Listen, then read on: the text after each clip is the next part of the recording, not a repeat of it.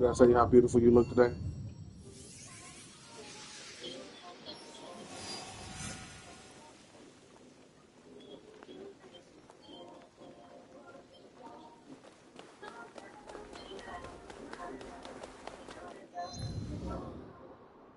Everything about you, everything for you.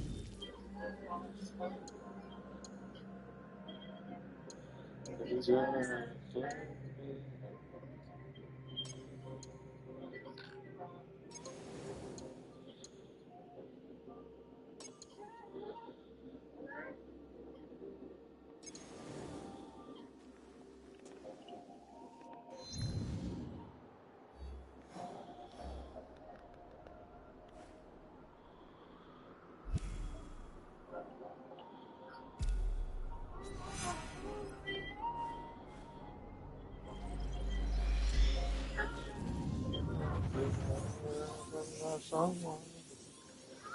What's up, Princess?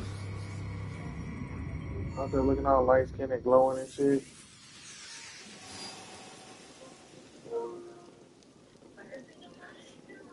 What's on your mind?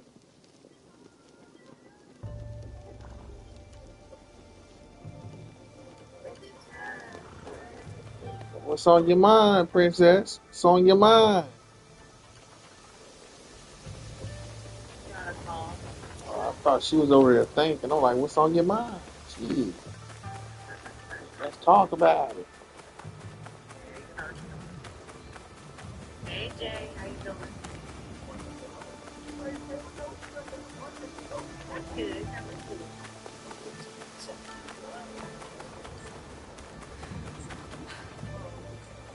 Y'all have to dig up Lattimore.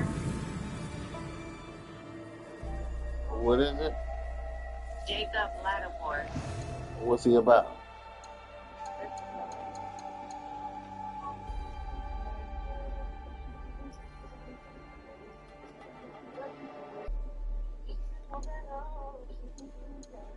Can you hear?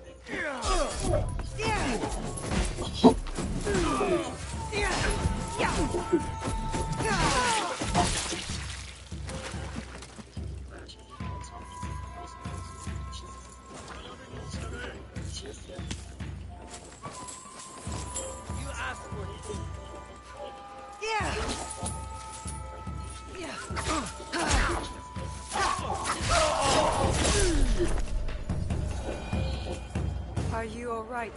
I am now. Let me thank you.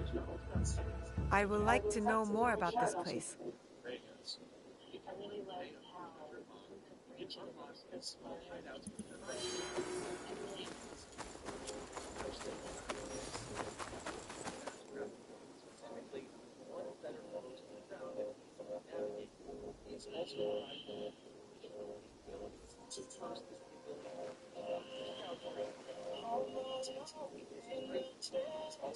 Hey, Melissa, do me a favor. Hey, tell her I'll be right back. I'm gonna go look at this video on YouTube real quick.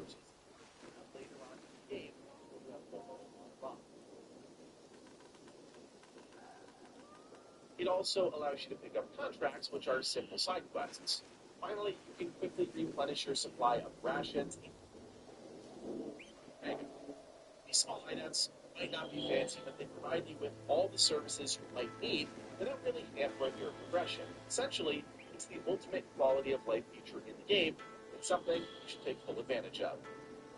Resources are everything in Assassin's Creed Shadows, and if there's one thing I picked up on, it's that you need tons if you hope to upgrade all of the gear you've obtained throughout your adventures.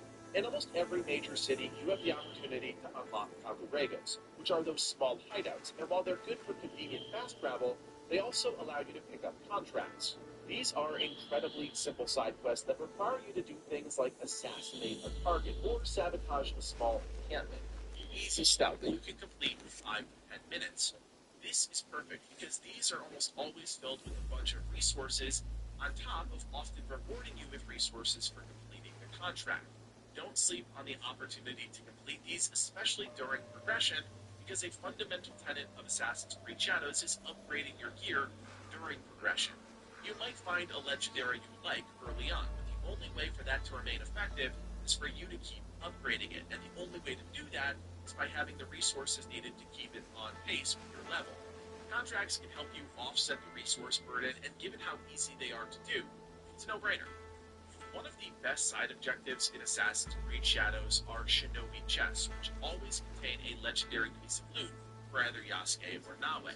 These can only be obtained at castles found in every province of Japan and guarded by dozens of enemy soldiers.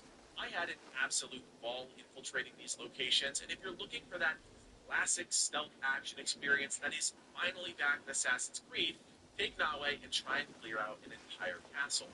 Found throughout each castle are a number of samurai daisho that you need to kill. Sounds simple, but it's really not when you consider how many enemies are crawling all over these locations. Killing all of the samurai will allow you to unlock a shinobi chest located at the top of the castle's main building.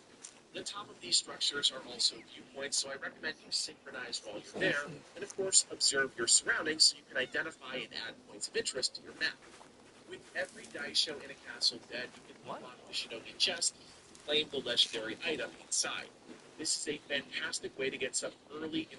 If you've tried to upgrade your hideout in Assassin's Creed Shadows, you've probably noticed that it costs a lot of resources, and these resources are quite difficult to come by. One of the best ways you can get these resources is if you open the map, you're going to see various cards. If you've tried to upgrade your hideout, Packable gear, but don't stop there. Castles are high wealth. You? Are you to blame? Waste of my time.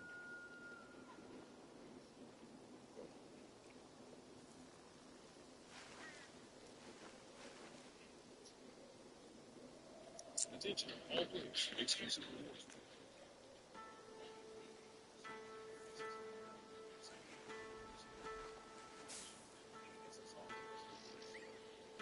Back to work.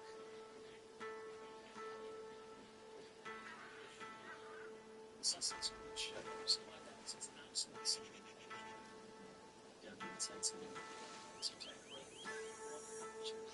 resources. Are you responsible for this? This death?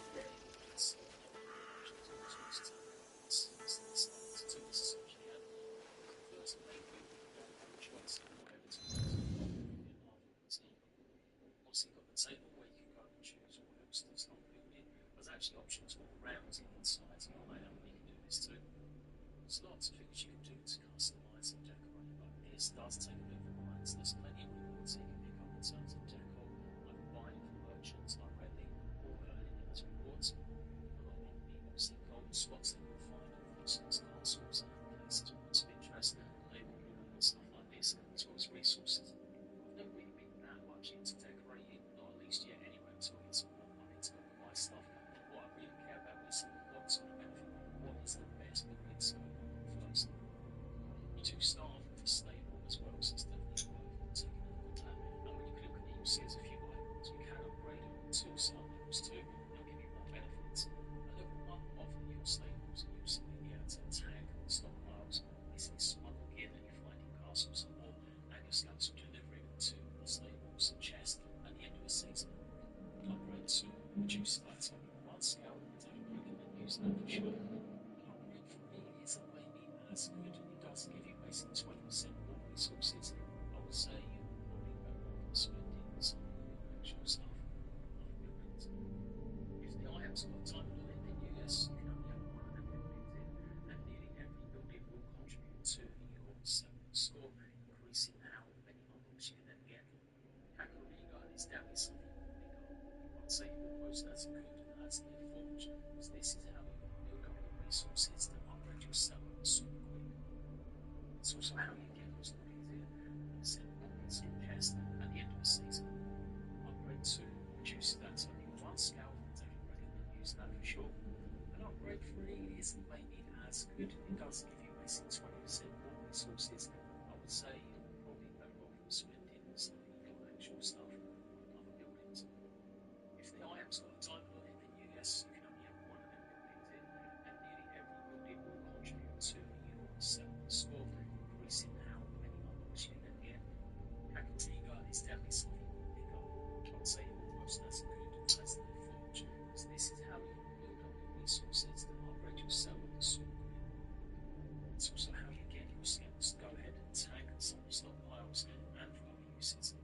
You find more of the Kakarikos out in the world, and they basically add some like safe houses and a few of the other things that you can do with the Kakariko at your hideout that you can find here. It took across 800 coins to go ahead and unlock it. So choose carefully. If it's a tiny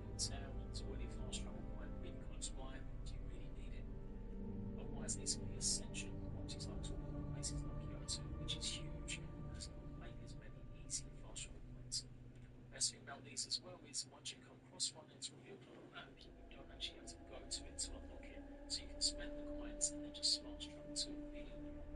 When inside, you can grab some contracts, and this is how you're going to experience those coins. It's the steel supplies that you're really after. You assassinate the leaders and upgrade a bunch of gear. Making sure steel supplies you can activate a bunch of these. These are going to definitely help you get more of your resources. Each cabin reaper that you activate should have some of these missions in and around it as well. But you may have to wait for the season to complete that if you do go through it. There clearly marks on the map, and yet there should be a bunch. Obviously, there you go, explore location. There'll be small little abandoned hideouts where you're going to take on a number of guards, or you can try the stealth approach. I honestly found it just much quicker and easier just to go ham with Yasuo. So obviously the boxes on the main map, you can see how they're the two big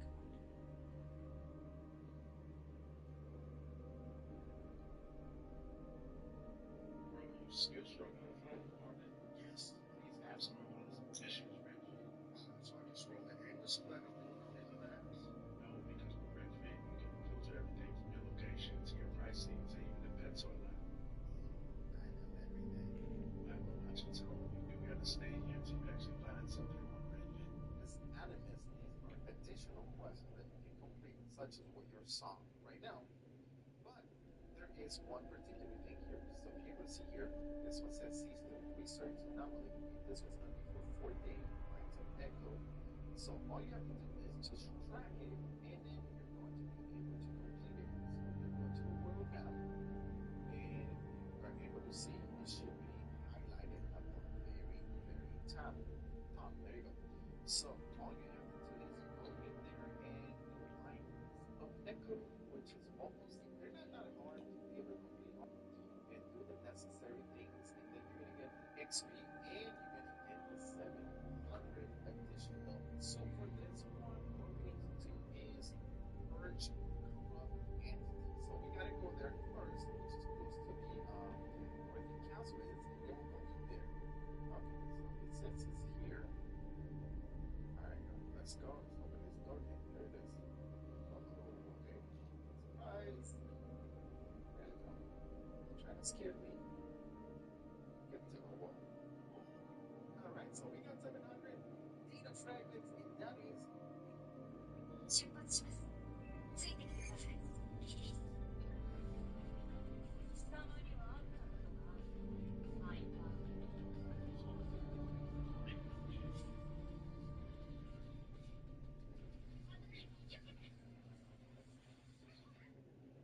Don your hoods and strap on your hidden blades because Assassin's Creed is back once again, only this time in feudal Japan for Assassin's Creed Shadows. Whether you're an experienced assassin or a fledgling shinobi in training, it can be a little overwhelming when the world of Shadows opens up and you're given free reign to go anywhere you want.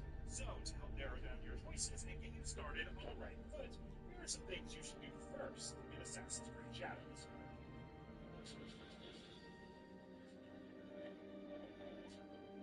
A quick note before we begin.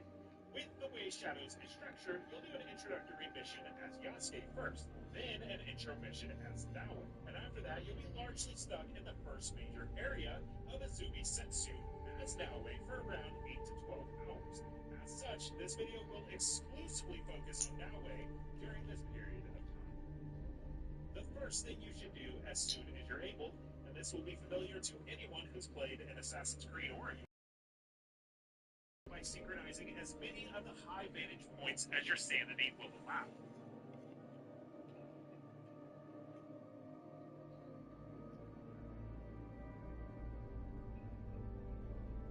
In the long run, being able to easily fast travel all across the map will save you a ton of time, and along the journey to each vantage point, you'll no doubt come across worthwhile distractions along the way, whether it's a point of interest that will reward you with a knowledge point, or a random event that opens up a new side quest opportunity. Not to mention, you'll gain XP every time you discover a new area, in addition to every time you synchronize, and those XP gains will eventually add up to a substantial amount. Need to unlock a legendary chest after defeating a to Sing Point, you'll almost certainly come across a castle. These are sprawling enemy encampments that will always reward you with a key to unlock a legendary chest after defeating a number of tough samurai daisho that are sprinkled around the area. While clearing a castle isn't easy nor quick, it is absolutely worth doing as those chests are the best source of high-value loot for you early in the game. We recommend starting with Katano Castle, located a bit of a ways to the west of your hideout. The armor that you'll receive from clearing this castle is excellent and will give you the all-important and classic Assassin's Creed perk of throwing a kunai to kill an extra enemy after you perform an assassination. This will be a huge help in clearing subsequent castles. Once you get some more levels, other castles you should prioritize include Takatsuki Castle, far to the northwest of the hideout, which will net you a sweet peasant's hat that will make sure you always have an adrenaline point to spend whenever you enter combat. And if you prefer straight-up combat versus stealth, you could go for Osaka Castle near the western coast of Izumi Sensu for the peasant's clothes, which gives you a 3% chance to instantly take away a bar of health from the enemy with each attack. An especially good mix with the fast-attacking Tanto weapon you get later on. This is less about the gameplay benefits and more about just making sure you don't miss out on some cool story content. But it's worth finding all of the Kujikiris in the starting area. These are meditation spots where you'll complete a button press minigame before being whisked away to a flashback of Naoe's past. You'll be rewarded with a knowledge point and experience, so it's not like you get nothing from them. You'll spot the first one in the hideout, and you can find more in Kawachi Heights, Rolling Glen, Nanatsu Matsu,